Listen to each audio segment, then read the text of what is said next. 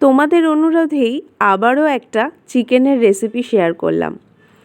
দিদিভাই একটা চিকেনের রেসিপি শেয়ার করবে যেটা একটু অন্যরকম হবে, তো তাদের জন্যেই এই চিকেনের রেসিপিটা। এটা বাহারি চিকেন কিন্তু। তো দেখো চিকেনটাকে ধুয়ে নিয়ে নুন, হলুদ, আদা রসুন পেস্ট, একটু গরম মশলা আর একটু কাশ্মীরি লঙ্কার গুঁড়ো। এবার যেই মশলাটা আমি রেডি করছিলাম তো সেটাই বলবো। একটু গরম মশলা, শাহি জিরে, আমন্ড বাদাম, একটু চীনা বাদাম, সেটাকে একটু ভেজে নিয়ে সেটাকে একটু পেস্ট করে নিলাম।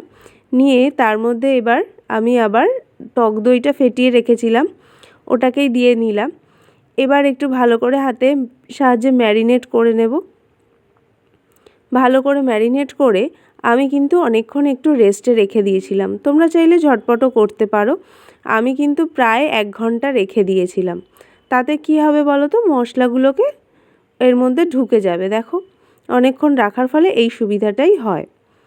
তো এবার আমি তেলটাকে দিয়ে নিলাম। সর্ষের তেলে করবে তাহলে ভালো হবে।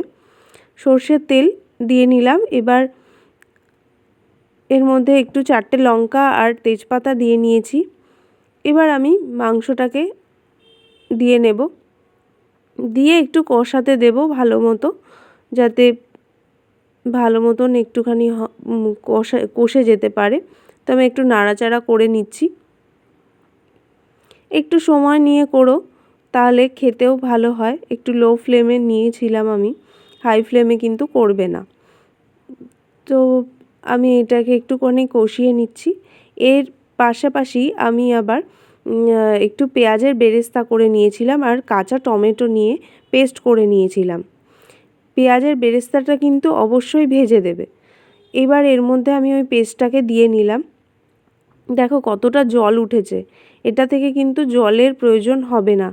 এটার মধ্যে কিন্তু জল অনেকটাই উঠেছে, সেজন্য আমার জলের প্রয়োজন হয়নি। তো যাই হোক, আমি একটু ঢেকে রেখেছিলাম। দেখো মাংসটা কিন্তু সম্পূর্ণ রেডি হয়ে গেছে আমার। তো তোমরা চাইলে এর উপরে একটু ফ্রেশ ক্রিম আর একটু গরম মশলা দিয়ে নিতে পারো। তো আমি যেহেতু প্রথমেই দিয়েছিলাম সেই জন্যে আর রিচ করলাম না। তো আমি কিন্তু এটা লুচির সাথে পরিবেশন করেছিলাম। তোমরা কিন্তু লুচি বা অন্য কিছু